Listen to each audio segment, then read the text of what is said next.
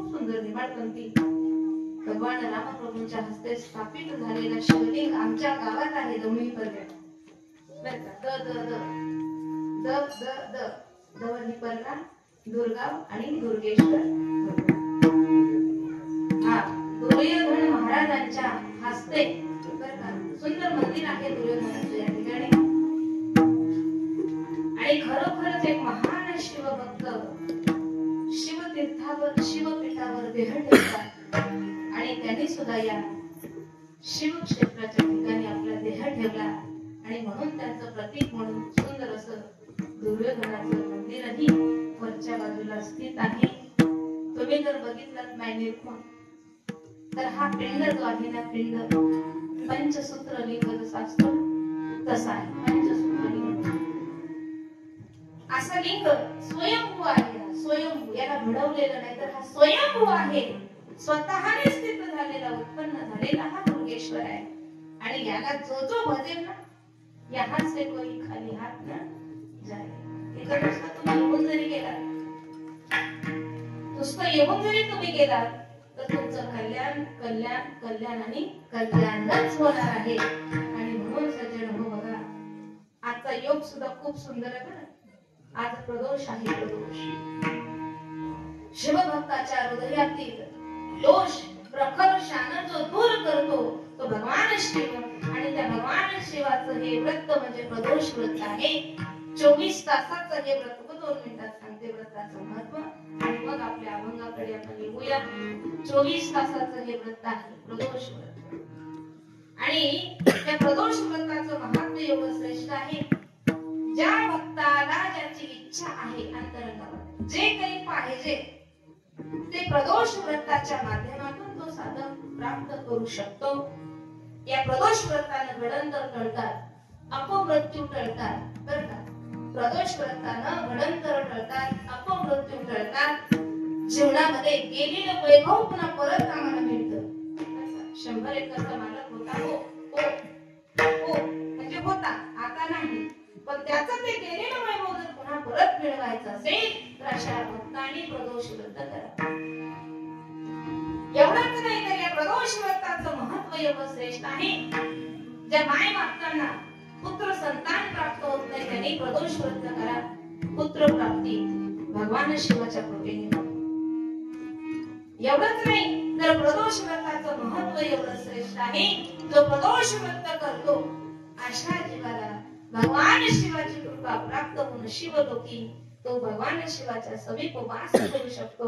असं हे 24 तासाचं व्रत आहे. दिवसभर उपवास करून सायंकाळी 6च्या नंतर म्हणजे प्रदोष काळावर आपण भगवान शिवजींची पूजा करायची आहे आणि ही पूजा करून मगच व्रत सोडायचं आणि रात्रभर शिव जागर करायचा.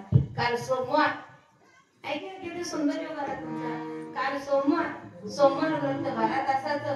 आज प्रदोष 24 तासाचं हे व्रत आणि उद्या महाशिवरात्री. काल सोमवार आणि एकादशी पण वा वा एकादशी होती ना. सोमवार एकादशी प्रदोष महाशिवरात्री आणि महाशिवरात्री 36 तासाचं हे व्रत आहे. 36 तास निरंतर अविरत्या भगवान शिवजींच्या समीप आम्हाला राहायचंय. उपवास खूप म्हणजे जवळ आणि वास म्हणजे राहणे. सतत त्याच्या नामस्मरणाच्या माध्यमातून त्याच्या समीप आम्हाला राहायचं आहे आणि 36 तासाचं हे शिवव्रत करून भगवान शिवजींची कृपा आम्हाला प्राप्त व्हावी एवढ्या मंगलमय शुभेच्छा या ठिकाणी देऊन आजच्या कीर्तनवृत्ती सेवेसाठी निवडलेला अभंग वीरसेव संप्रदायातील संत श्रेष्ठ महादेव प्रभूंचा 4 चरणाचा अभंग आहे. बघा तुम्ही करत आलेली भक्ती कितवा दिवस आहे आजचा? 6वा दिवस. 5 दिवसापर्यंत तुम्ही दुर्गेश्वराचं चिंतन केलं, शिवस्मरण केलं. आता अधिकार प्राप्त आहे. नामस्मरण केल्यानंतर त्या भगवंताला काय करायचंय? आमच्या हृदयामध्ये साठवायचंय. कळते का? सगळ्यांकडे हृदय आहे का? माझी नथ घातलेली माय माऊली वा खूप छान वाटलं. संस्कृतीचं जतन केलं तुम्ही. माया किती सुंदर नथ आहे बघा त्यांच्या नाकात. आल्यापासून दोघांवरच माझं लक्ष आहे. एक आमच्या नथवाल्या आईकडे आणि दुसरं हे फेटे घातलेले आजोबा आहेत यांच्या. वा खूप सुंदर. ही जतन आहे संस्कृतीचं. आता तुम्हाला कुठे नाही भेटणार नथवाली. आता नथवाली भेटणार नाही. आता भेटेल पण कशी ते नाही सांगत. आणि बघा आमच्या आजोबांनी मस्त पागोट घातलेले डोक्यावर. वा वा हे सगळं जुन्या लोकांकडेच पाहायला मिळणार.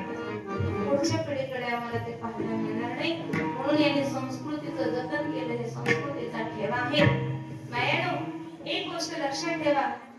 मी प्रश्न केला तुम्हाला हृदय आहे का? बरोबर ले महाराज हृदय आहे म्हणून तर आम्ही तुमच्या समोर बसला. आणि हृदय जर नसतं तर असं बघितलं असं का टाकता माझ्याकडे. आणखी आहे ते जाग्यावर. काही जण म्हणतात मेरा दिल तेरे पास म्हणतात. गाणे बिने ऐकता की नाही हिंदी? असं काही नसतं. दिलच काढून दिलं काय झालं शरीर.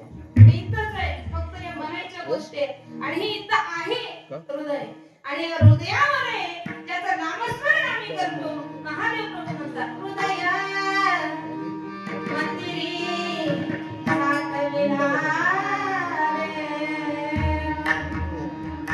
भगवान शिवाचं एवढं चिंतन केलं एवढं चिंतन केलं त्या शिवशंभू महादेवाला हृदयात साठवलं.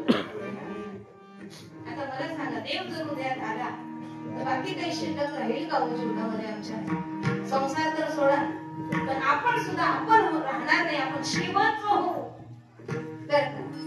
देव हृदयामध्ये आल्याबरोबर आटविला भव सिंधू देणे. भव म्हणजे संसार, सिंधू म्हणजे सागर. देव हृदयात आला की संसाराची आसक्ती आपोआप कमी होऊन जाते. बरं संसार आपण संसारात राहत नाही तर या संसारामध्ये अलिप्त होतो. कसं सांगू का? तैसे संसारात असावे अलिप्त कांतापुत्र विद्ध असोनिया जळाची असंगे कमळा होय वाणी वरी वेदी कुडितया